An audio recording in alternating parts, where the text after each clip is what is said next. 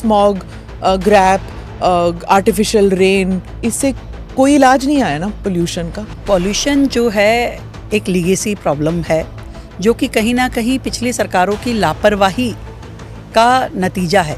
Pollution को आपको बहुत ही समग्र दृष्टि से काम करने की ज़रूरत थी। जहां आपको धूल पे भी काम करना है, जहां आपको हवा पे भी काम करना है, जहां पे आपको पानी पे भी काम करना है। आम आदमी पार्टी तो कहती है आप कूड़े का पहाड़ एक जगह से उठा के दूसरी जगह फेंक देते हैं और अनप्रोसेस्ड कूड़ा होता है। हमने इनको प्रोसेस करना शुरू किया, हमने बायो माइनिंग शुरू करी, जो पहले 5,000 मीट्रिक टन पे होती थी, आज उसको हमने 30,000 पे लेके आए डेली का।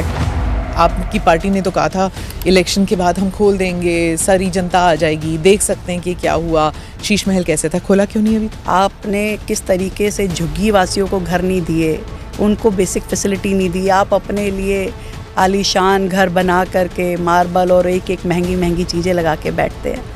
वो एक ऐसा सफ़ेद हाथी है जिसको ये समझना बड़ा मुश्किल है कि उसका उपयोग क्या किया जाए। आपने विपक्ष पर इतने आरोप लगाए कि करप्शन, लेकिन कोई इंक्वायरी तो हो नहीं रही, ना कोई जेल गया है। केजरीवाल जी भी जाके कैंपेन कर रहे हैं देश भर में, गोवा में गए थे अभी। बेल पे छूटे। बेल का मतलब ये नहीं है कि आप का आरोप जो है वो ख़त्म हो गया है। प्राइमरी स्कूल तक के लिए लोगों को डोनेशन देना पड़ता है, एडमिशन होती नहीं है और इतनी महंगी महंगी फीस। दिल्ली के सरकारी स्कूल जिस शिक्षा मॉडल की वो लोग बात करते थे, उस लेवल पे नहीं लाया गया कि जिसमें एक व्यक्ति चाहता था कि मेरा बच्चा इसमें पढ़े। अब वो मोहल्ला क्लिनिक को आपने बोर्ड लगा दिया आयुष्मान आरोग्य मंदिर, क्योंकि कहते हैं कि जान के मंदिर लिखा है। मुसलमान भी तो जाना चाहता है लेकिन हेजिटेट करेगा ना। नज़र में ही फ़र्क है, जिसकी नज़र देखना ही नहीं कुछ अच्छा चाहती। आप बताइए कौन सी अच्छी बात को वो कह रहे हैं कि ये अच्छा हुआ। वो जो बने हैं शौचालय, उनकी सफाई नहीं होती, तो यू कैन सी शौचालय है, साइड में लोग रोड पे शौच कर रहे हैं। अगले साल 1.5 साल के अंदर दिल्ली के इन सभी टॉयलेट्स को अपग्रेड करके साफ सुथरा बना के हम दिल्ली की जनता को सौंपेंगे।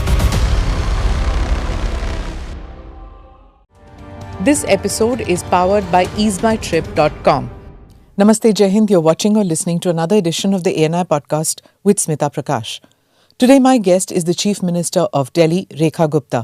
We have 28 states in the country and just 2 women chief ministers. It is a tough state to govern.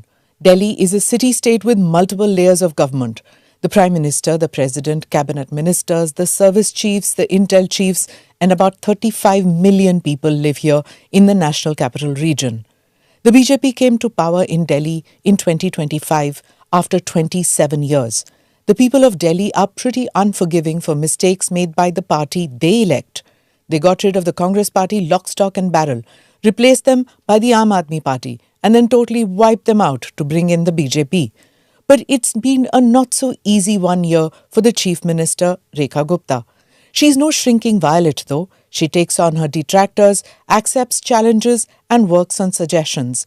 There are literally mountains of problems in governing this state of Delhi. So let's get talking. Rekha ji, धन्यवाद. आप हमारे show में आए, ANI के podcast में आए. धन्यवाद आपका आने का. मुख्यमंत्री बने हुए लगभग 1 साल हो गए आपको. आप अपने कामकाज को आप कैसे आंकती हैं? मुझे लगता है कि इस 11 महीने के कार्यकाल में हमने अपनी ओर से पूरी कोशिश की कि जो काम अभी तक अटके हुए थे, लटके हुए थे या भटके हुए थे, उनको किया जाए।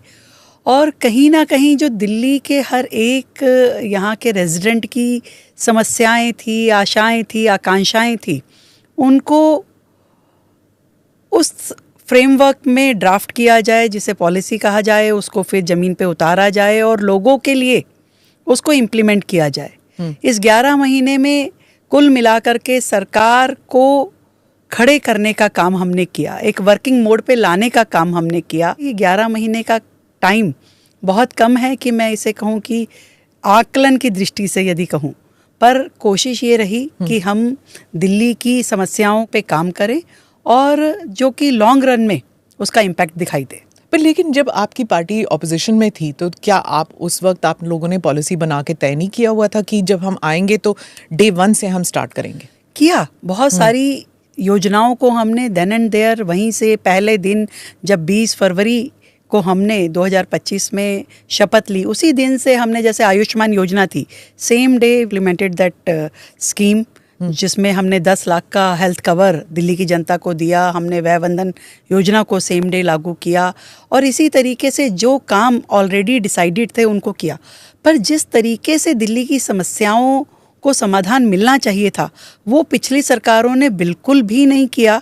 उसकी रियलाइजेशन हमें तब हुई जब सरकार के अंदर रह कर के ये ध्यान आया कि जिस शिक्षा मॉड्यूल को वो चर्चा करते थे, जिसकी बातें वो कहते थे, वो धरातल पे कुछ था ही नहीं। जिस हेल्थ केयर सिस्टम की वो बात करते थे वो धरातल पे लोगों के काम का था ही नहीं। तो वहाँ उसे लगा कि कहीं ना कहीं जीरो से शुरू करके उसको ड्राफ्टिंग की जाए। पॉल्यूशन के दिशा में कभी दिल्ली सरकार ने स्टेप नहीं उठाए, पॉलिसी नहीं बनाई, आपकी योजनाएं नहीं बनी। वो चीज़ें कहीं ना कहीं सरकार में आते ही करने का जो काम था वो हमने किया। मैं एक एक करके सारी प्रॉब्लम्स पे आती हूँ। आपने हेल्थ केयर के बारे में कहा, वो सब मैं आती हूँ, पर पहले तो पोल्यूशन, उन्होंने तो ग्रैप लगाया था, ऑड इवन किया था। आपकी सरकार जब आई आपने भी वही किया कि स्मॉग, ग्रैप, आर्टिफिशियल रेन, ये सब आपने भी वही किया, लेकिन इससे कोई इलाज नहीं आया ना पोल्यूशन का। देखिए, पॉल्यूशन जो है एक लीगेसी प्रॉब्लम है जो कि कहीं ना कहीं पिछली सरकारों की लापरवाही का नतीजा है। आप ये समझिए कि पॉल्यूशन को अगर हम केवल देखेंगे कि एक हवा साफ़ होनी चाहिए, उस दृष्टि से सोचेंगे तो ये रिजल्ट नहीं दे पाएगी। पॉल्यूशन को आपको बहुत ही समग्र दृष्टि से काम करने की ज़रूरत थी, जहाँ आपको धूल पे भी काम करना है, जहाँ आपको हवा पे भी काम करना है, जहाँ पे आपको पानी पे भी काम करना है। और इस 11 महीने में हम उस सब की योजना बनाते हुए क्या लॉन्ग टर्म आपके स्टेप्स हो सकते हैं, क्या मीडियम स्टेप्स आपके हो सकते हैं, क्या शॉर्ट टर्म आप रिलीफ दे सकते हैं। तो ये जो आप बात कर रही हैं, स्प्रिंकलर्स की बात कर रही हैं, आप एंटी स्मोगन की बात कर रही हैं, या आप मिस्ट की बात करें, तो ये सारे जो हैं ये शॉर्ट टर्म रिलीफ है। पर ये तो साइंटिफिक भी नहीं है, जो आपको सिर्फ एक टेम्परेरी रिलीफ दे सकते हैं। परंतु सही मायने में क्या होना चाहिए था? सही मायने में आपका डस्ट मिटिगेशन पे काम होना चाहिए था।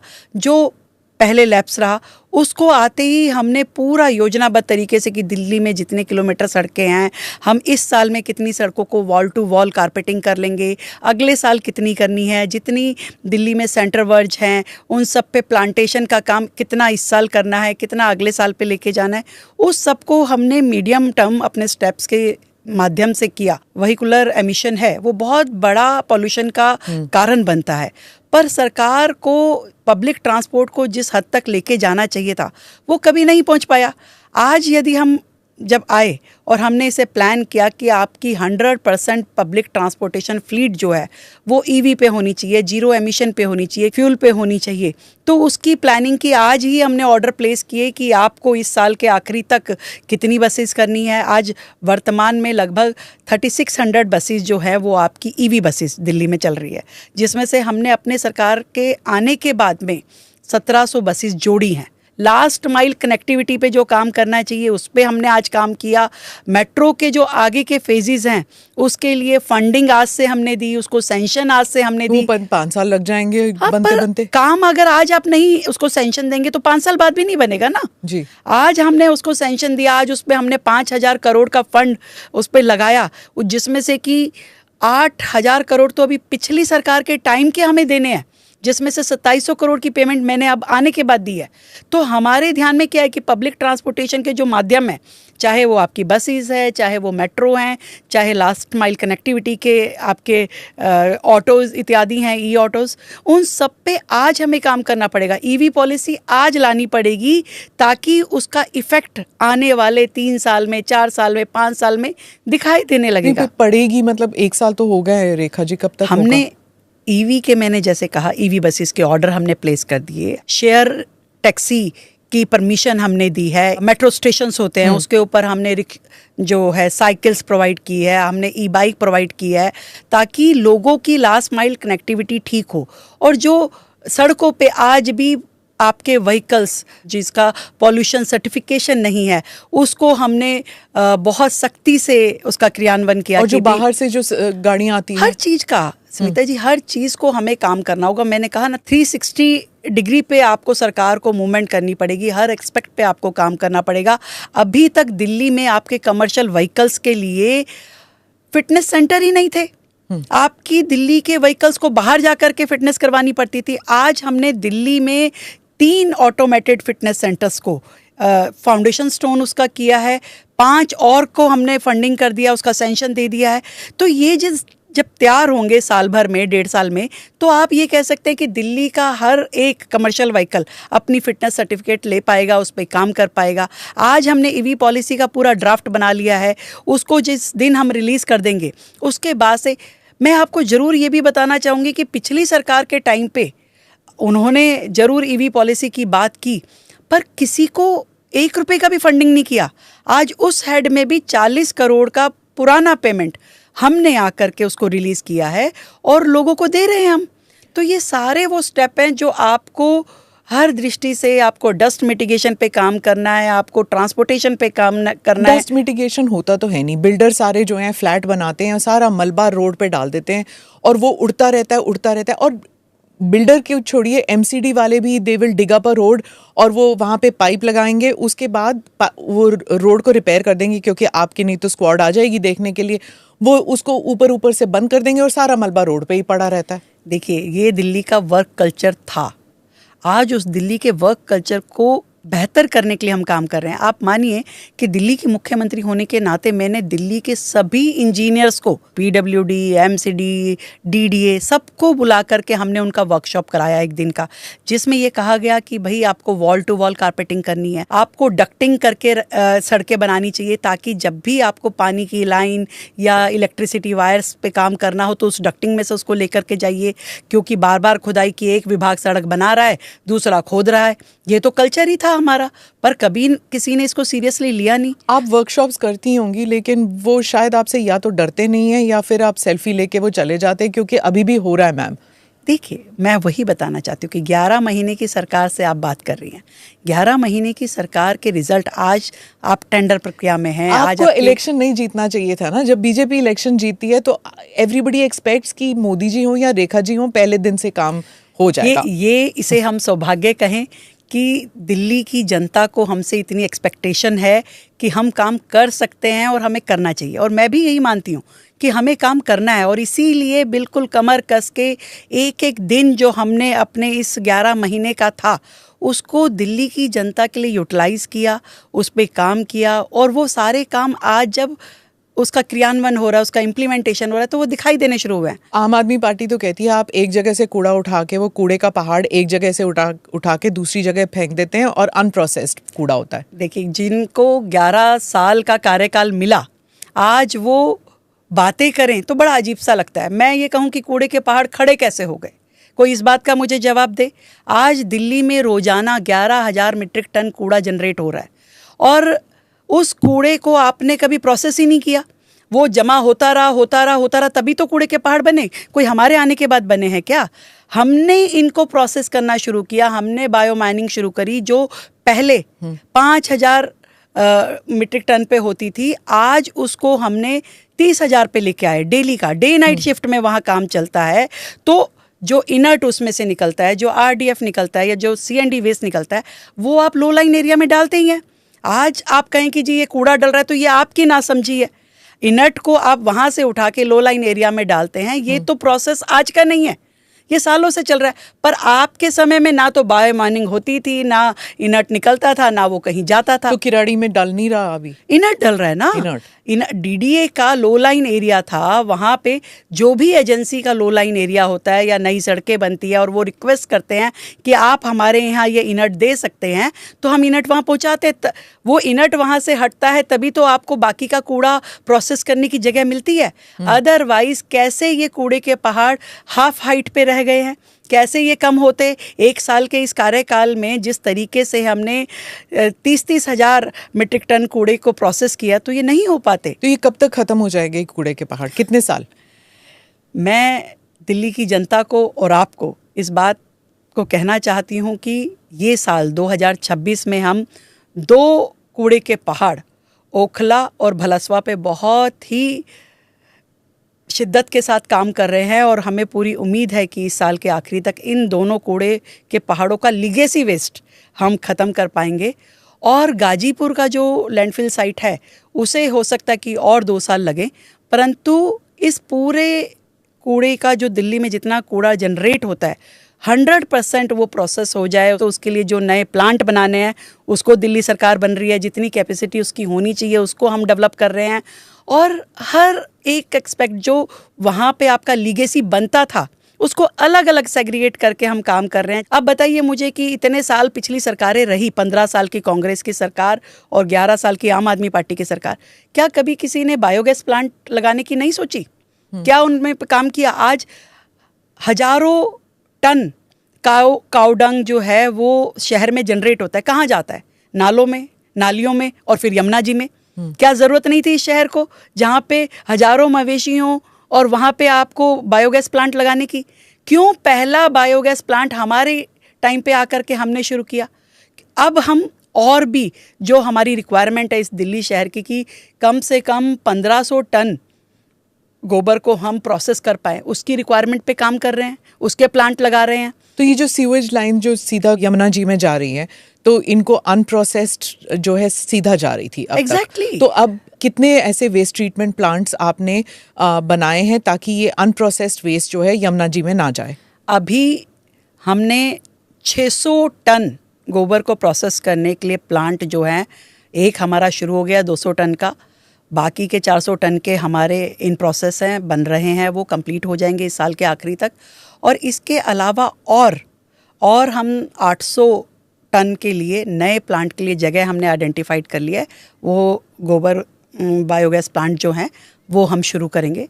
इसी तरीके से दिल्ली शहर का जितना ई वेस्ट है उस सारे ई वेस्ट को भी प्रोसेस करने के लिए, क्योंकि आप दिल्ली शहर को क्या मालूम है कि हमारा ई वेस्ट कहाँ जा रहा है? जब वो जलाया जाता है अनऑथराइज तरीके से सीलमपुर इत्यादि के क्षेत्र में, गाजियाबाद जा कर के, तो वो कितना पोल्यूशन करता होगा सोचिए आप। पहला दिल्ली का ई वेस्ट प्लांट जो है वो ओलंपिक कला में जब शुरू हो तो पूरी दिल्ली शहर का ई वेस्ट जो है वो वहाँ प्रोसेस हो सके। तो अभी डंपिंग नहीं होगा उसका? डंपिंग नहीं होगा, वो सारा वहाँ जा पाएगा और वहाँ से वो प्रोसेस होगा, तो ना पॉल्यूशन होगा और ना ही ई वेस्ट जो है आपका यहाँ वहाँ गलत तरीके से जलाया जाएगा। मैं एयर पोल्यूशन पे वापस आती हूँ। हम सबको बताया गया था कि पराली जलाने से it's begins from that in October और उसके बाद इट कंटिन्यूज ऑल थ्रू। लेकिन इस बार तो हद ही कर दी है एयर पोल्यूशन ने, मतलब जनवरी में जाके भी 3 डिजिट फिगर्स में पोल्यूशन हो रहा है। तो फिर व्हाट इज द सोल्यूशन? ये एक तरफ कह रहे हैं कि इसका कोई सोल्यूशन नहीं है, दिल्ली एक कटोरी की तरह है, हर जगह का पोल्यूशन यहीं पे आएगा, तो देयर इज नो सोल्यूशन। क्या टेक्नोलॉजी इसके लिए सोल्यूशन है? क्या आप क्या समझती हैं कि इसका हल सिर्फ टेक्नोलॉजी से निकलेगा? कैसे निकलेगा इसका हल? जो मैंने बताया कि एक बहुत ही होलिस्टिक अप्रोच के साथ जब हम बढ़ेंगे, जब हम हवा, पानी, धूल सब पे काम करेंगे, जब हम अपने ट्रांसपोर्ट को पूरी तरीके से एमिशन फ्री पे लेकर के आएंगे, जब हम अपनी जो लास्ट माइल कनेक्टिविटी है उसको ठीक कर पाएंगे, जब हम अपने दिल्ली शहर में बेहतर प्लांटेशन कर पाएंगे, अच्छे ऑक्सीजन गिविंग पेड़ लगा पाएंगे। अभी क्या है, आप पूरे शहर में आप देखिए सफ़ेदे के पेड़ मिलेंगे, कीकर इत्यादि के पेड़ मिलेंगे, कहाँ पे अच्छा फॉरेस्टेशन कहाँ है? आज हमने पूरा उसका फॉरेस्ट को नोटिफाई पहली बार दिल्ली सरकार में जो हुआ है वो हमारे कार्यकाल में हुआ है। आज हमने 4200 हेक्टेयर ज़मीन को जो फॉरेस्ट की है उसको नोटिफाई किया। नए फॉरेस्ट बनाने के लिए हम काम कर रहे हैं। ये सारे वो काम हैं, जितनी भी दिल्ली शहर की वाटर बॉडीज़ थी उसको रिवाइवल करना, ये सब पर्यावरण से जुड़े हुए हैं। आज आपका ट्रांसपोर्टेशन में जितना एमिशन है उसको ख़त्म करने के लिए काम करना है, आपको अपने व्हीकल्स को फिटनेस पे काम करना है, आपको इंटर स्टेट कनेक्टिविटी जो है उस पे आपके बेहतर सॉल्यूशन पे काम करना है। ये सारे वो काम हैं जो दिल्ली शहर को करने हैं और हमने उसको प्लान तरीके से अब उस पर काम शुरू किया है। समय आने के साथ इसके रिज़ल्ट भी दिखाई देंगे। बेहतर आप यहाँ पे प्लांटेशन करेंगे, जब बेहतर डस्ट मिटिगेशन करेंगे, नई मशीनरी से आप स्वीपिंग जो है उसके लिए मैकेनिकल स्वीपिंग पे हम जा रहे हैं। हमने MCD को उसके लिए असिस्टेंस दिया है 2300 करोड़ रुपए का। हमने दिल्ली सरकार से भी नई मैकेनिकल स्वीपिंग की मशीनें, लिटर पिकर हम खरीद रहे हैं, ताकि वो सारा के सारे दिल्ली शहर में जो भी चीज़ें जो होनी चाहिए थी या जो समाधान आज सरकार को समझ में आ रहे हैं, इवन जो इनोवेटिव आइडियाज़ यूथ के हैं, जो स्टार्टअप्स हैं, उन सब को हमने आमंत्रित किया। जितने भी एक्सपर्ट हैं उन सब से हमने बातचीत की और हर एक पॉसिबल समाधान पे दिल्ली सरकार काम कर रही है। और मैं ये समझती हूँ कि ये रिज़ल्ट भी दिल्ली के लोगों को ज़रूर दिखाई देंगे। जो एफ़र्ट्स हैं उसमें जनता भी अपने एफर्ट्स लगाएगी, सरकार भी अपने काम करेगी और मिल करके हम दिल्ली को बेहतर हवा और पानी दे पाएंगे। अभी हाल ही में आप झुग्गी झोपड़ी कॉलोनी के लोगों के साथ बैठ के और आप उन्हें खाना परोस रही थी, खिला रही थी, तो फिर उसी वक्त ट्वीट्स आ गए थे कि ये तो फोटो ऑप कर रही हैं। अपने मुख्यमंत्री निवास पे झुग्गी के लोग आना, उनको खाना खिलाना तो आप कर लेते भाई। आपके तो शीश महल में कोई अंदर भी नहीं जा सकता था, आपके विधायक तक अंदर नहीं घुस सकते थे, आपके मंत्री नहीं पहुंच सकते थे, अधिकारियों को आप मार पीट के भगा देते थे, आपकी राज्यसभा की सांसद जो महिला थी उसको आप बदतमीजी करते थे। हमने इस कदर इस लेवल पे तो कम से कम शासन प्रशासन को लेके आए कि मुख्यमंत्री निवास में कोई झुग्गीवासी भी जा सकता है, खाना खा सकता है, लंच पे बैठ सकता है, मुख्यमंत्री अपने हाथ से खिला सकती है, फ़ोटो खिंचा सकती है। आप लेके आते ना, आपने कब इस माहौल में दिल्ली को छोड़ा कि आपसे कोई बात कर सकता, आपके ऑफिस पहुंच सकता, आप जन सुनवाई करते? आप बताइए ना। आज जो मुख्यमंत्री दिल्ली को मिली है, फुल टाइम मुख्यमंत्री मिली है, फुली अकाउंटेबल है, आपकी तरह का नहीं है पब्लिसिटी वाली, पोस्टर्स वाली। आज हम काम कर रहे हैं, हर वर्ग के बीच में जाके काम कर रहे हैं, महिलाओं में, युवाओं में, झुग्गी में। आज उसके कामों का इनॉग्रेशन करने के लिए झुग्गी वासियों को खुद मैंने अपने रेजिडेंस पे गणतंत्र दिवस वाले दिन बुलाया लंच पे और उनके हाथों से उन सारे कामों का शिलान्यास करवाया। तो ये मेरे और दिल्ली वासियों के बीच का एक बॉन्डिंग है जो आप कभी नहीं कर पाए। ये बात तो ज़रूर आपको समझनी पड़ेगी। आज आप बेरोज़गार हो गए हैं, आपको कहने सुनने के लिए कुछ है नहीं, तो सारा दिन रेखा गुप्ता को ही देखते रहिए। रेखा गुप्ता क्या कर रही है, रेखा गुप्ता खाना खिला रही है, रेखा गुप्ता अपने घर बुला रही है। तो ये तो अब समस्या उनकी है ही ना। उनको लग रहा है कि ये काम हमने पहले क्यों नहीं कर लिए, तो शायद हमें दिल्ली की जनता बाहर का रास्ता ना दिखाती। रोज़ आपके खिलाफ ट्वीट्स होते हैं, ट्रोलिंग होती है, आप वो कैसे संभालती हैं आप जब आपके अगेंस्ट होता है तो? देखिए, दो तरह की ट्वीट्स या सोशल मीडिया पे पोस्ट होती है, एक कंस्ट्रक्टिव और एक ऐसे जो बेरोज़गार नेता लोग करते हैं। जो कंस्ट्रक्टिव सजेशंस होते हैं, उन लोगों के सुझाव, लोगों की बातचीत होती है, उसको मैं बड़े पॉजिटिवली लेती हूँ। मुझे लगता है कि दिल्ली शहर जो कि एक बड़ी जनसंख्या वाला है, तो लोग अपनी बातें सोशल मीडिया के माध्यम से जब पहुँचाते हैं, कोई कमी बताते हैं, तो हम उसे एक्सेप्ट करते हैं। पर ये वो लोग हैं जो अपने समय में कुछ नहीं कर पाए, वो उनके एमएलए जो आज हार गए, वो अपना वार्ड भी नहीं जीत पाए हैं। अभी जो बाई इलेक्शन हुआ, वार्ड तक में भी जनता ने उन्हें नकार दिया, और वो जब उचक उचक के पूछते तो ज़रूर मुझे हंसी आती है कि भाई कुछ और काम खोज लीजिए। पंजाब में भी आपने जनता को बेवकूफ़ बनाने का जो काम शुरू किया है, वहीं पे कुछ और काम कर लीजिए। जनता ने अभी फ़िलहाल मौका दिया है। दिल्ली अब सुरक्षित हाथों में है और दिल्ली की सरकार पूरी तरीके से दिल्ली की जनता के लिए काम कर रही है, उनकी चिंता कर रही है, इसलिए ज़्यादा आपको फिक्रमंद होने की ज़रूरत नहीं है। आपने शीश महल का जिक्र किया, उसका स्टेटस क्या है अब? आपकी पार्टी ने तो कहा था इलेक्शन के बाद हम खोल देंगे, सारी जनता आ जाएगी, देख सकते हैं कि क्या हुआ। शीश महल कैसे था, खोला क्यों नहीं अभी तक? देखिए, जिस घर को, मुख्यमंत्री घर को शीश महल कहा जाता है, उस Sheesh Mahal basically public money का जो गलत उपयोग हुआ, आपने किस तरीके से झुग्गी वासियों को घर नहीं दिए, उनको बेसिक फैसिलिटी नहीं दी, आप अपने लिए आलीशान घर बना करके मार्बल और एक एक महंगी महंगी चीज़ें लगा के बैठते हैं। वो एक ऐसा सफ़ेद हाथी है जिसको ये समझना बड़ा मुश्किल है कि उसका उपयोग क्या किया जाए। आपने एक ऐसी एसेट अपने लिए बनाई जो पूरी दिल्ली शहर के लिए लायबिलिटी हो गई है।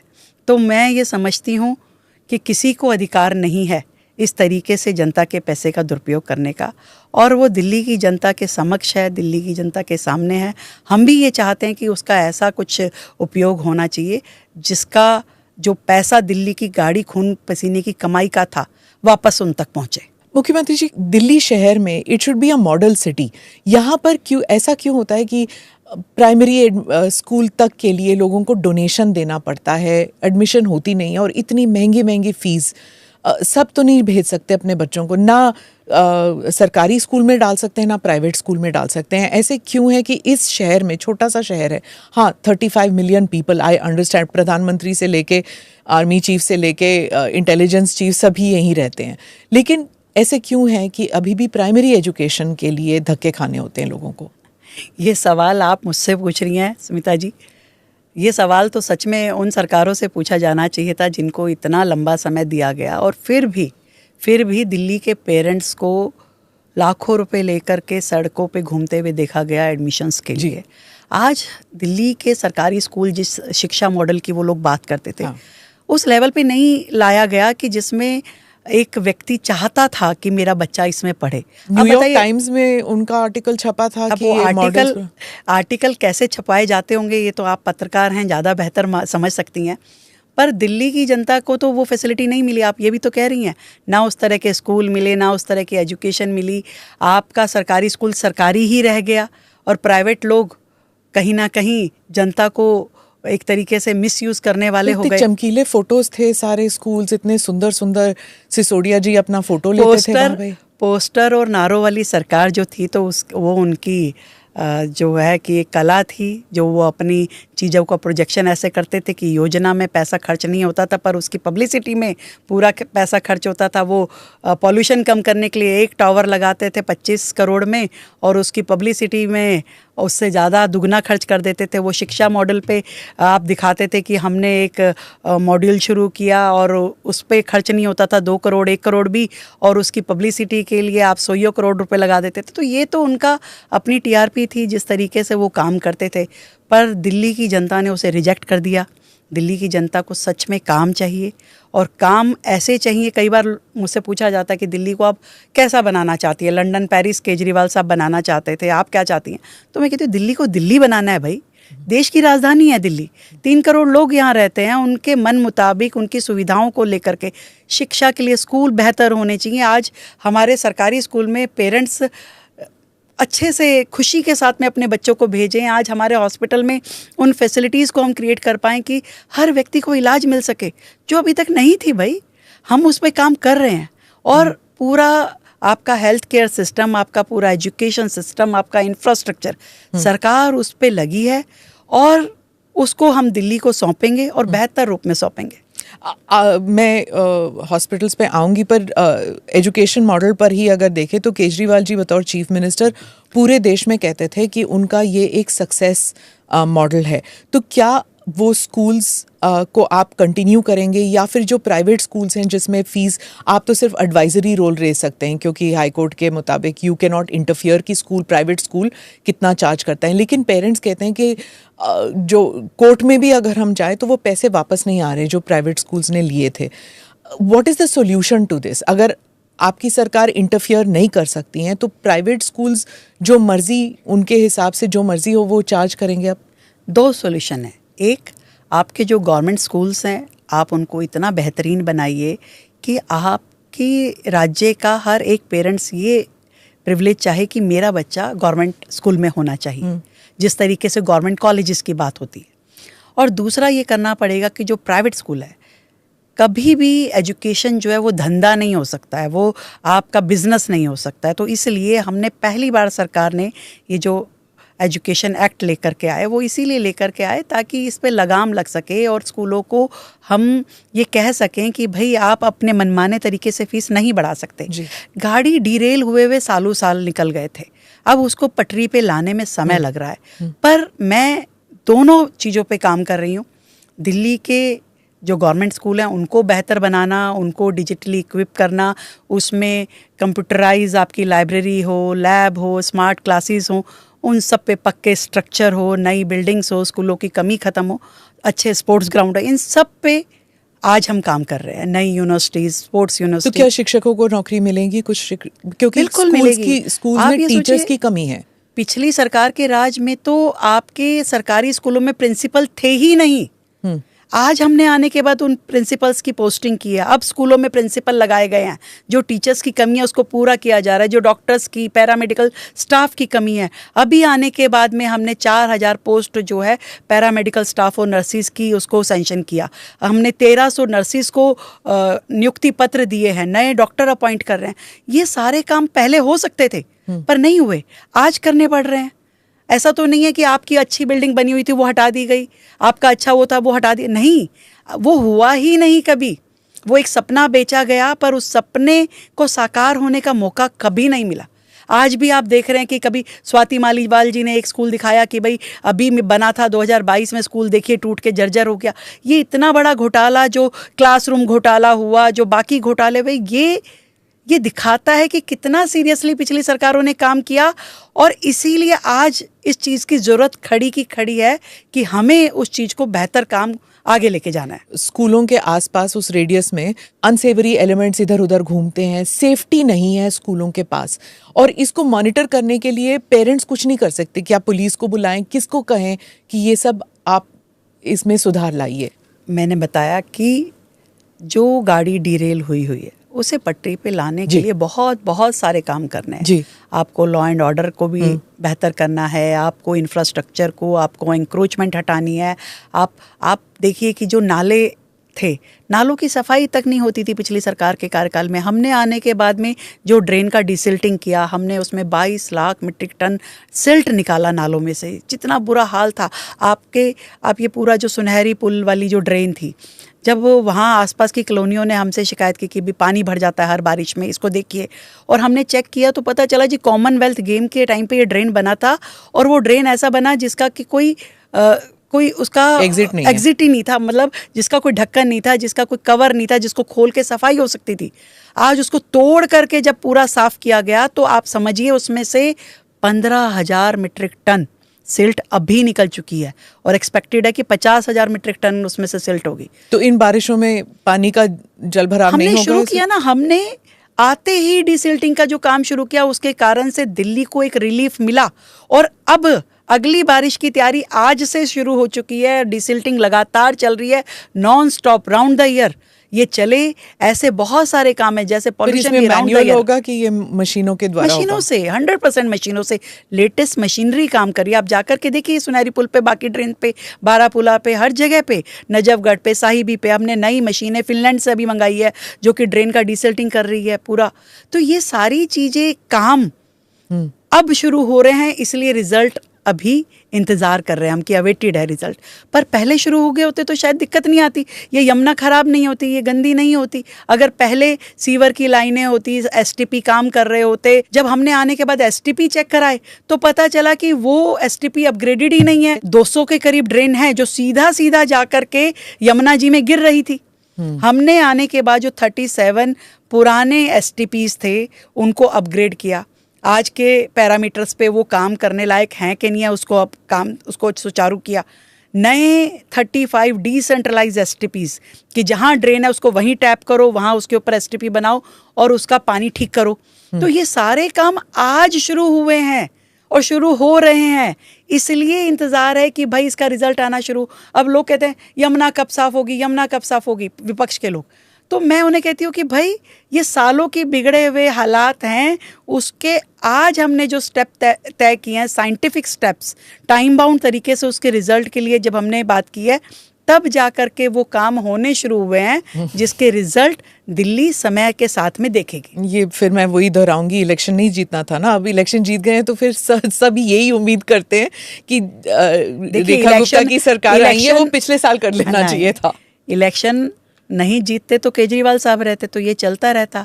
इलेक्शन जीते हैं तो लोगों को उम्मीद हुई है कि अब ठीक होगा, और लोगों को समझ में आ रही है। लोग कहते हैं अपने मुंह से, अब विपक्ष की बात छोड़ दीजिए, उनको ये तो दिल्ली है रेखा जी, यहाँ पर ना वोट तो दे देते हैं, उसके बाद मतलब देयर इज नो मर्सी।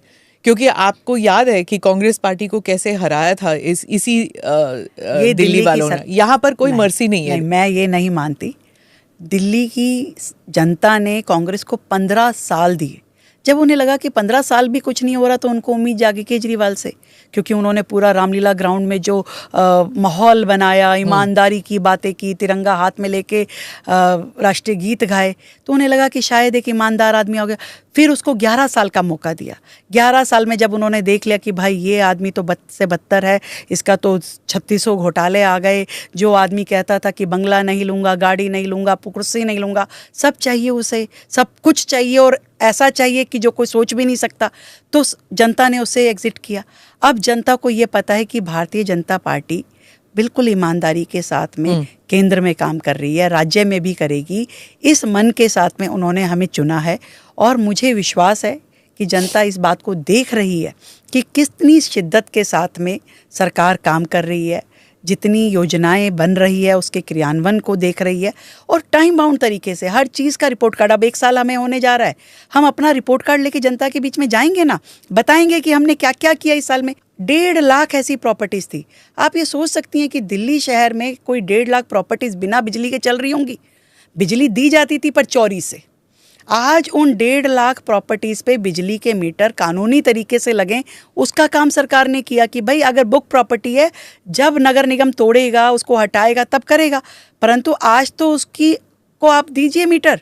ये काम किसने किया? आज ईज़ ऑफ डूइंग बिजनेस के नाते से हमने जितने भी लाइसेंसिंग प्रक्रिया को ईजी किया, हमने जो लाइसेंसिंग डबलिंग थी जहाँ जहाँ पे कि एमसीडी से भी चाहिए, दिल्ली सरकार से भी चाहिए, उसको हटाया कि एक ही एजेंसी देगी भाई। उसके नाते से हमने पुलिस को भी उससे हटाया। आप सोचिए, आप बात कीजिए व्यापारियों से, वो बताएंगे आपको कि ऐसे इम्पॉसिबल काम इस 11 महीने के टाइम पे हुए हैं जो जनता धन्यवाद दे रही है, खुश है वो कि भी ऐसे डिसीजन उन्होंने कभी देखे नहीं है। मैं हेल्थ केयर पे आती हूँ मुख्यमंत्री जी। जो मोहल्ला क्लिनिक था, दैट वाज अनदर एप्पल विच केजरीवाल जी कहते थे कि दिस इज़ आवर, ये सोने की चिड़िया है हमारी, हमने दिल्ली को बनाया है, जैसे एजुकेशन मॉडल है वैसे हमने मोहल्ला क्लिनिक बनाया है। अब वो मोहल्ला क्लिनिक को आपने बोर्ड लगा दिया आयुष्मान आरोग्य मंदिर। सिर्फ बोर्ड बदलने से क्या काम बदलता है वहाँ पर? क्या आप गई हैं मोहल्ला क्लिनिक? गई हूँ, हाँ। आरोग्य मंदिर गई हैं? नहीं। आप जाइए। मुझे पूरा विश्वास है कि जो फ़र्क मैं शब्दों में बताऊंगी वो आपको वहाँ देख करके पता चलेगा। मोहल्ला क्लिनिक क्या था? एक पोटा केबिन जो आपने किसी नाले के ऊपर रख दिया, जहाँ पे दवाई नहीं, जहाँ परमानेंट डॉक्टर नहीं, जहाँ पे आपका ट्रीटमेंट नहीं, आपने उसको करप्शन का एक माध्यम माना। जहाँ पे दिहाड़ी के हिसाब से आपने डॉक्टर रखे कि जी आप एक पेशेंट का आपको इतना पैसा मिलेगा। तो आप ये समझिए कि एक हेल्थ केयर इंफ्रास्ट्रक्चर जो दिल्ली में प्राइमरी हेल्थ केयर इंफ्रास्ट्रक्चर होना चाहिए था, वो हमेशा उन्होंने रोक के रखा। ये आरोग्य मंदिर वो प्राइमरी हेल्थ केयर इंफ्रास्ट्रक्चर है जो केंद्र सरकार ने केजरीवाल साहब के टाइम पे भी ऑफर किया था कि आप इसे बनाइए, परंतु उन्होंने ना कभी आयुष्मान योजना आने दी, ना वयवंदन योजना आने दी, ना ये आयुष्मान मंदिर आने दिए।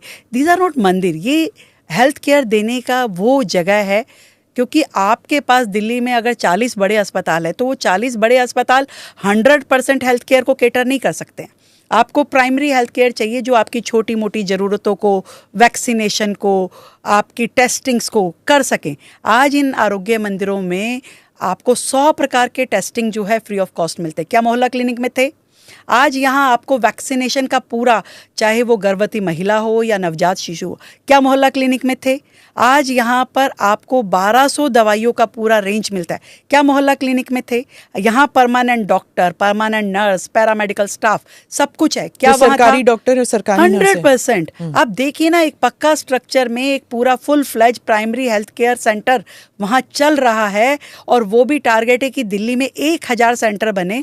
तो ये कोई छोटी बात नहीं है। ये पॉलिटिकल हो जाता ना, क्योंकि कहते हैं कि जान के मंदिर लिखा है, क्योंकि अगर मुसलमान भी तो जाना चाहता है लेकिन हेजिटेट करेगा ना कि मंदिर में जाना है, मंदिर नाम। देखिए कुछ लोग, आपने नाम डाल दिया ना मंदिर। आप बताइए कौन सी अच्छी बात को वो कह रहे हैं कि ये अच्छा हुआ? वो तो अटल कैंटीन में अटल कैंटीन बना दी, हो अटल कैंटीन बन गई, अरे नालों की सफाई हो गई, ये कूड़े का पहाड़ हो गया। नहीं, तो उनको तो गलत दिखता है, गलत बोलेंगे, गलत तो चाहेंगे। आपने विपक्ष पर इतने आरोप लगाए कि करप्शन, लेकिन कोई इंक्वायरी तो हो नहीं रही, ना कोई जेल गया है। केजरीवाल जी भी जाके कैंपेन कर रहे हैं देश भर में, गोवा में गए थे, अभी हर जगह कैंपेन कर रहे थे। क्यों नहीं कुछ? केजरीवाल जी और उनके कैबिनेट के मंत्री लोग बेल पे छूटे हुए हैं। बेल का मतलब ये नहीं है कि आप का आरोप जो है वो खत्म हो गया है। आज वो सारे केसेस चल रहे हैं, तो कोर्ट ने भी कह दिया कि भाई आप मुख्यमंत्री थे तो भी आप जेल में थे, आप अपना ऑफिस में नहीं जाएंगे, फाइल साइन नहीं करेंगे, तो वो कोर्ट के आदेश थे। और जनता ने भी आदेश दे दिया कि भाई तुम इस लायक नहीं हो कि सरकार में रहो, और उन्होंने उसको बेदखल कर दिया। दिल्ली की सरकार से उनको हटा दिया, उनके विधायकों को हरा दिया, यहाँ तक कि उनके वार्डों में भी हरा दिया।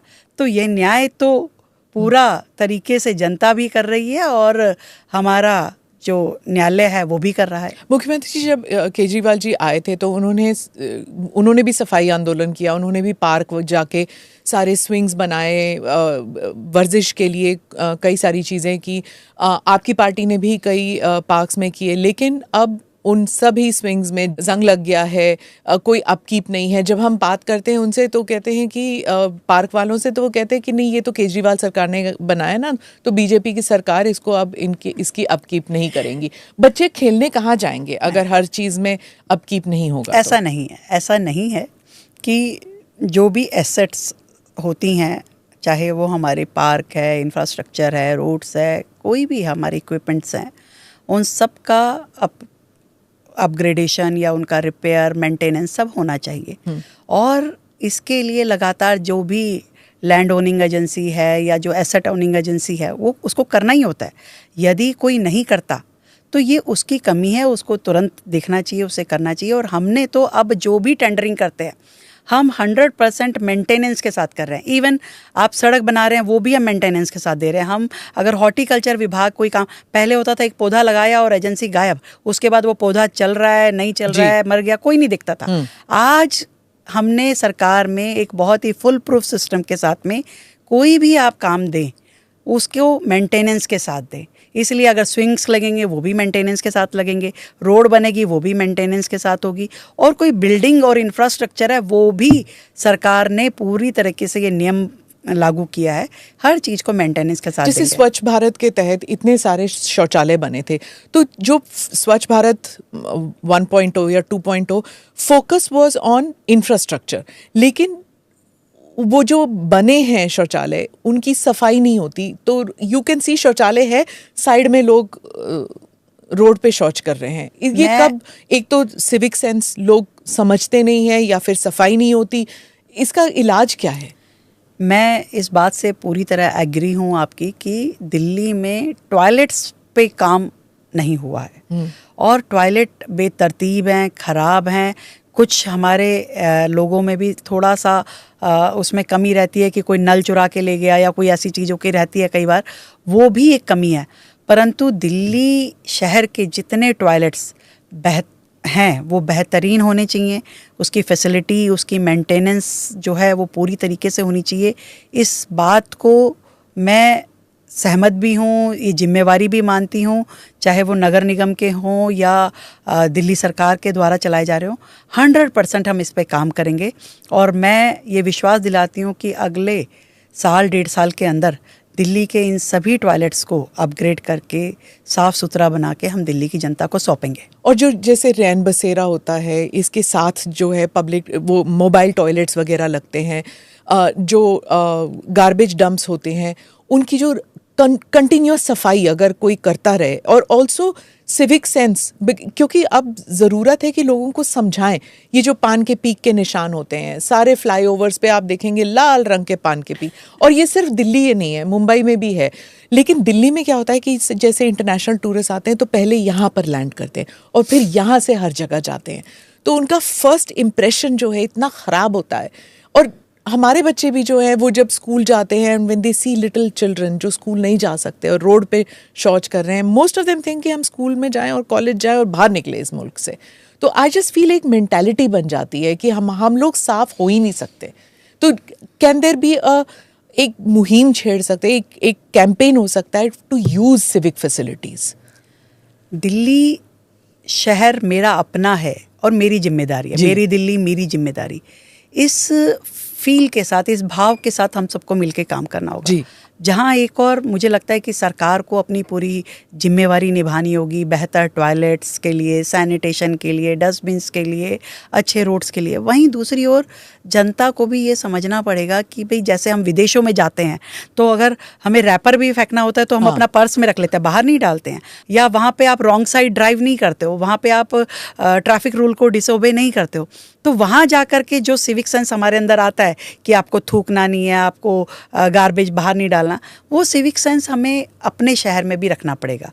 तो मैं ये समझती हूँ ये ताली दोनों हाथों से बजेगी। अगर आप स्कूल प्रिंसिपल्स, कॉलेज प्रिंसिपल्स, अगर उन सबको आप you take them into confidence, और अब हर स्पीच में अगर आप ये बोले, जैसे प्रधानमंत्री जी ने लाल किले से कहा था, सैनिटेशन के बारे में कहा था, सैनिटरी नैपकिन्स के बारे में कहा था, शौचालय के बारे में कहा था, अगर आप भी अपने हर स्पीच में अगर आप स्कूल प्रिंसिपल्स वगैरह को लें कॉन्फिडेंस में कि इसको एक पब्लिक कैंपेन बनाएं। मैं जब हमारा पूरा देश आज़ादी के 100 साल की तरफ बढ़ रहा है, 2047, इस विज़न के साथ में विकसित भारत और विकसित दिल्ली की बात जब मैं करती हूँ तो मैं ये समझती हूँ कि आज हमारे देश का युवा भी जागरूक हो रहा है, वो अपनी रिस्पॉन्सिबिलिटी समझ भी रहा है। और लगातार मैं देखती हूँ बहुत सारी NGOs हैं या बहुत सारे प्लेटफॉर्म्स पे यूथ अपने आप आगे बढ़ कर के काम कर रहा है। और ये एक्चुअल में ये दिखा रहा है कि लोग चाहते हैं कि अब दिशा और दशा दोनों बदलनी चाहिए।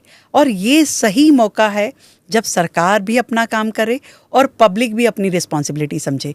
और दिल्ली को मैं ये मानती हूँ कि हम एक मॉडल बनाएंगे। दिल्ली में इंफ्रास्ट्रक्चर और फैसिलिटीज़ को हम बेहतर मुकाम पे लेके आएंगे और पब्लिक को भी अपने साथ लेंगे। हम मिल करके दिल्ली की जितनी समस्याएं हैं उनके समाधान भी करेंगे।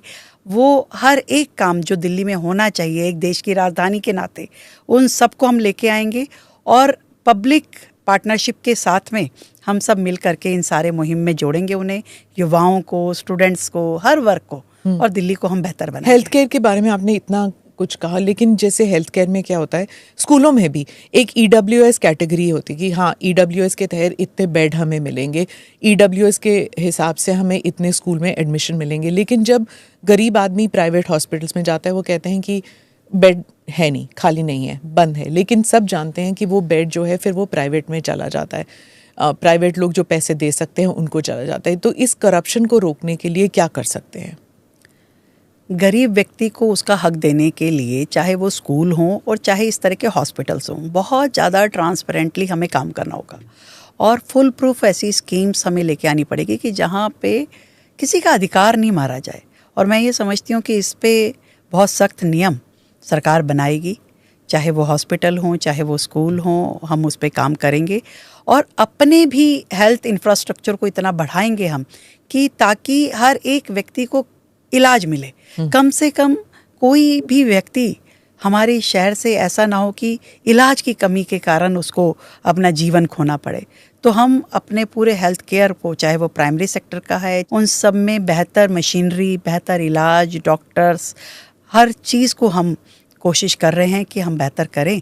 और इसीलिए मैंने एक जो बड़ा काम किया वो मैं ज़रूर इस माध्यम से बताना चाहूँगी कि हमेशा पिछली सरकारें बजट के लिए कहती थी कि भी बजट नहीं है, बजट नहीं है। मैंने पहली बार दिल्ली के फाइनेंशियल सिस्टम को ठीक करने के लिए हमने रिज़र्व बैंक ऑफ इंडिया के साथ में MOU साइन किया। हमने officially reserve bank of India को अपना बैंकर बनाया और आज उसके माध्यम से हमें 20,000 करोड़ रुपए का फाइनेंशियल असिस्टेंस जो है कैपिटल एक्सपेंडिचर के लिए मिला है। तो ये जो कैपिटल एक्सपेंडिचर के लिए 20,000 करोड़ का रुपए है, ये सब कुछ जो है दिल्ली का इंफ्रास्ट्रक्चर क्रिएट करने में काम आएगा। नए अस्पताल, हमारे जितने स्कूल बिल्डिंग हमें बनानी है, जो रोड, फ्लाईओवर बनाने हैं, कॉलेजेस बनाने हैं, बाकी सब चीज़ें जो है, अब मैं ये कह सकती हूँ कि दिल्ली को कम से कम पैसे की कमी के कारण पीछे मुड़ के नहीं देखना पड़ेगा। जहाँ एक और हमारे साथ केंद्र सरकार का पूरा सपोर्ट है और उतना ही ये फाइनेंशियल सपोर्ट हमें मिल पाएगा और हम दिल्ली के लिए बेहतर काम कर पाएंगे। रेखा जी, 28 स्टेट्स, सिर्फ 2 महिला मुख्यमंत्री, ऐसा क्यों होता है? बहुत बड़ी लंबी यात्रा है महिलाओं की। शुरू हुए थे हम बेटी बचाओ से, बेटी बचाओ के बाद फिर बेटी पढ़ाओ पे आए कि चलिए बचाना शुरू किया तो पढ़ाना, और पढ़ाने के बाद बढ़ाना, और देश उस दिशा में बढ़ रहा है। नहीं तो स्मिता प्रकाश उधर इंटरव्यू ना ले रही होती और रेखा गुप्ता यहाँ बैठ के इंटरव्यू दे ना रही होती। देश की राष्ट्रपति महिला है, देश की फाइनेंस मिनिस्टर महिला है, देश की सेनाओं में आप देख रहे हैं किस तरीके से लड़कियों की भागीदारी बढ़ रही है। और इस बार तो गणतंत्र दिवस पे मैं देख करके मतलब भाव विभोर थी कि जिस तरीके से लड़कियों ने आगे बढ़ करके हर एक चीज़ में अपनी कैलिबर को दिखाया। तो ये एक आने वाला समय जो है जिसको हम कह रहे हैं विज़न 2047, ये महिलाओं का, बेटियों का होने वाला है। और जब देश में नरेंद्र मोदी जी जैसे राजनेता हों तो वो स्वर्णिम अध्याय भी लिखा जाएगा। वुमेन बॉस बनना क्या मुश्किल है?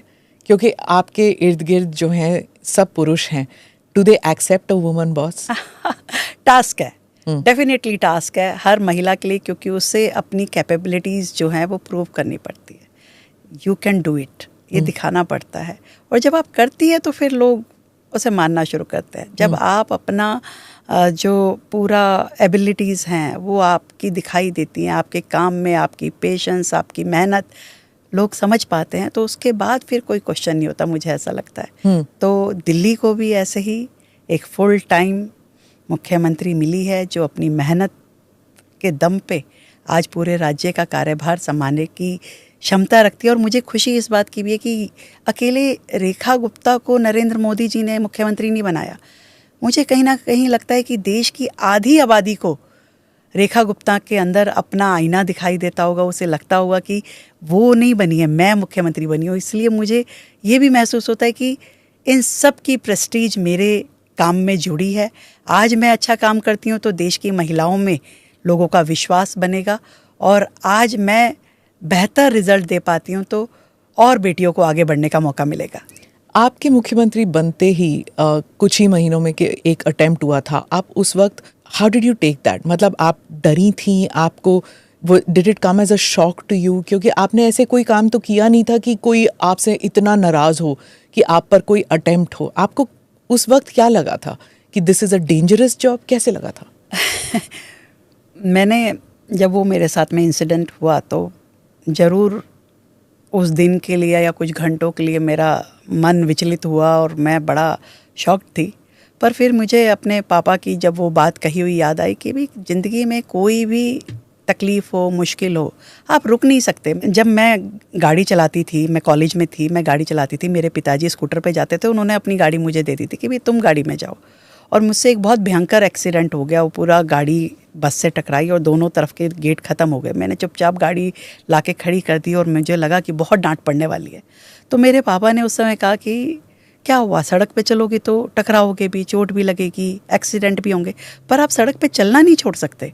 तो इसलिए ये जिम्मेदारी जब मुझे मिली तो मुझे ये समझ में आया कि ऐसे बहुत सारे आपको लोगों का सामना करना पड़ेगा जो शायद आपको उनका तरीका पसंद ना हो, परंतु क्योंकि ये जिम्मेवारी हमने ली है तो इसको निभाना मेरा फ़र्ज़ है। और उसके लिए मैं अपना 24/7, जिसे कहते हैं ना, समय का हर क्षण और शरीर का हर कण, मैं अपनी जिम्मेवारी को पूरा करने के लिए ईमानदारी के साथ में लगाऊंगी और लगा रही हूँ। तो इसलिए किस तरह के एक्सीडेंट इस बीच में होते हैं वो मायने नहीं रखते, चलना मायने रखता है कि चलते रहो, अपना काम करते रहो। क्योंकि आप some of the responsibilities are difficult in the sense that कई सारे बीजेपी के नेता हैं जो यहाँ पर 20-25 साल से काम करते आए हैं। They are probably senior to you in politics, और वो ये stray dog menace वगैरह को लेकर काफ़ी they are active on the scene। तो उनके साथ आप कैसे काम कर पाएंगी? क्योंकि वो तो they are very very strong। मैं नाम नहीं लूँगी पर आप भी जानती हैं मैं किसके बारे में कह रही हूँ। स्ट्रांग होनी चाहिए आपकी इच्छा शक्ति, आपके संकल्प। आप अपने अंदर बहुत स्ट्रांग है, हर महिला स्ट्रांग है। आप जब ईमानदारी से काम करते हैं और आपको पता है कि आप जो कर रहे हैं वो सही कर रहे हैं, आपका जो लक्ष्य है वो सही है, आपकी चाल ठीक है, तो उसके बाद कोई फ़र्क नहीं पड़ता कि बाकी लोग क्या कह रहे हैं। आप डेडिकेटेड रहिए, ईमानदार रहिए और जो रिस्पॉन्सिबिलिटी आपने ली है उसको निभाते रहिए। मुझे लगता है कि मेरे लिए ये 3 चीज़ें काफ़ी हैं, क्योंकि मेरी अकाउंटेबिलिटी दिल्ली की जनता के प्रति है, दिल्ली की जनता मुझसे जब जब सवाल करेगी मैं उसका जवाब दूंगी। दिल्ली की जनता मुझसे जो काम कहेगी मैं वो काम करूंगी, और दिल्ली की जनता का जीवन बेहतर हो ये मेरी जिम्मेदारी है। इसके आगे कौन क्या कह रहा है, इसके पीछे कोई क्या सोच रहा है, मेरा मतलब नहीं है। तो ये stray dog menace, stray monkey menace, इन सब का क्या करेंगे? जो सही समाधान है वो दूंगी। देखिए, कोर्ट अपनी जगह जो कह रहा है वो सही कह रहा है, परंतु प्रैक्टिकली जब आप ज़मीन पे होते हो तो आपको ये समझ में आता है कि इसका क्या समाधान देना है। मैं ये समझती हूँ कि इस धरती पे हर प्राणी मात्र के रहने की जगह है। जहाँ इंसान काम कर रहा है वहाँ पे जानवर भी, चाहे वो गाय हैं, डॉग्स है, बंदर है, उन सब के लिए भी सृष्टि ने जगह बनाई है। बेहतर ये होगा कि हम उन्हें अच्छी फैसिलिटीज़ के साथ में जो सुविधाएं होनी चाहिए। आप देखिए ना, दिल्ली में आपके जितने भी वेटनरी हॉस्पिटल्स हैं वो काम ही नहीं कर रहे थे। आज उनको हम रिवाइव कर रहे हैं, उनमें अच्छे डॉक्टर्स अपॉइंट करने के लिए, अच्छे डॉग शेल्टर, अच्छे काउ शेल्टर बनाने के लिए। ये सारे कामों की ज़रूरत थी जो नहीं थी। आज उन कामों को हम करेंगे तो ऐसा नहीं है कि समस्याओं का समाधान नहीं होगा। आप अच्छे शेल्टर देंगे, आप अच्छी वैक्सीनेशन करेंगे, स्टरलाइजेशन करेंगे, तो हर जीव के लिए आप सुविधाएं देंगे तो ये राज्य सही चल पाएगा। और वो हम कर रहे हैं। अब 10 नई गौशालाएं दिल्ली में बनाने के लिए हमने काम शुरू किया है। हमारे जितने वेटनरी हॉस्पिटल्स हैं उनको ठीक करने का काम हमने शुरू किया है। और यहाँ तक कि जो NGOs या जो लोग इस पे काम कर रहे हैं उनके साथ बैठ करके सही समाधान पे चर्चा करते हुए उसको इम्प्लीमेंट करने का काम भी हम लोग कर रहे हैं। दिल्ली के मुख्यमंत्रियों को हमेशा ये दिक्कत होती है कि यहाँ पर layer and layer of government है। एक MCD आपके अंडर दिल्ली पुलिस सेंट्रल पे आती है, हाँ डबल इंजन सरकार है, पर फिर भी there are layers of government. तो आपको दिक्कत नहीं होती इसमें कि there are several bosses that you have even though you are the chief minister? ये सोचने का तरीका है। जैसे पिछली सरकार है तो टकराव को ही अपनी पॉलिसी मानती थी। मुझे लगता है कि ये बेहतर है।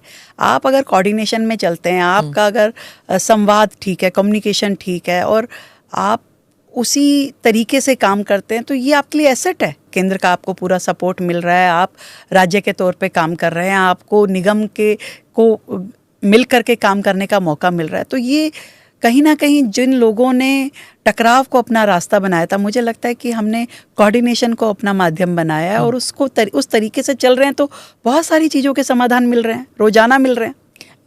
मुख्यमंत्री जी, आखिर में एक सवाल पूछूंगी कि 1 साल हुआ है या होने को है, तो आप what is your first priority कि मैंने इस साल ये काम ज़रूर ख़त्म करना है, कि ये काम ज़रूर इम्प्लीमेंट करना है? मैं तो चाहूँगी पोल्यूशन, एयर पोल्यूशन, क्योंकि सांस नहीं ले सकते हम 3 महीने। आपके पार्टी के ही कुछ मंत्री हैं जो कहते हैं कि मैं तो अपने कॉन्स्टिट्यूंसी चला जाता हूँ, मैं तो यहाँ नहीं रहता, दिल्ली में तो मैं नहीं रह सकता। और मैंने उनसे बोला कि फिर आप इलेक्शन क्यों जीत के आते हैं अगर आप ये नहीं कर सकते, अगर आप दिल्ली में नहीं रह सकते तो क्यों? तो ये मैंने उनसे कहा था। लेकिन what is your priority, one thing which you can tell me कि इस साल मैंने ये काम ज़रूर करना है? मैंने इस पहले साल में जो सबसे इम्पॉर्टेंट काम अपने लिए सोचा था, हर एक काम जो करना है, जो टारगेट्स हैं, उसके लिए जो पॉलिसीज़ बनानी है उसका काम कर दीजिए। जो टेंडर लगने हैं उन टेंडरों को लगा दीजिए ताकि वो काम होने शुरू हो जाए। फिर आज जो मशीनरी हमें खरीदनी थी, एंगेज करनी थी, उनका काम हमने शुरू किया। आज जो बिल्डिंग्स हमें आने वाले समय में चाहिए उनकी टेंडरिंग, आज जो फ्लाईओवर हमें चाहिए थे, जो रोड कंस्ट्रक्शन होनी चाहिए थी, उनके टेंडरिंग, आज जिस तरीके से एजुकेशन में हम काम करना चाहते हैं तो उसके लिए जो एक्ट बनना था उसको हमने बनाया। तो ये सारे काम जो पहला साल है, मुझे लगता है कि वो पॉलिसी ड्राफ्टिंग का, एक्चुअली असरदार फैसले लेना और उन फैसलों को अब इम्प्लीमेंट करने की तरफ हम जाएं।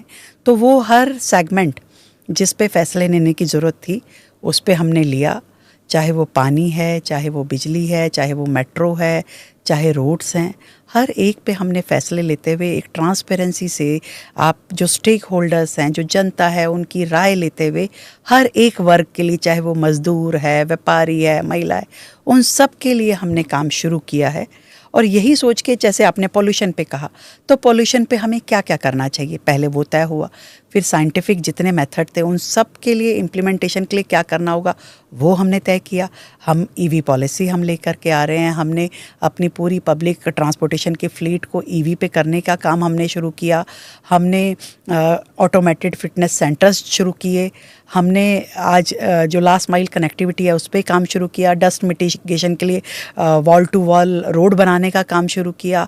आज नई टेक्निकल जो आपके इक्विपमेंट्स हैं, जो मशीनरी है, वो हमने हायर करने का काम शुरू किया, ताकि कल जब अगले साल जब ये पॉल्यूशन का दौर शुरू होगा उस समय हम ऐसा ना हो कि हमारे हाथ में कुछ है नहीं, हमारे हाथ में वो सारी टेक्निक्स होनी चाहिए, हमारे हाथ में वो सारे इंस्ट्रूमेंट होने चाहिए जिससे आप ये लड़ाई लड़ सको।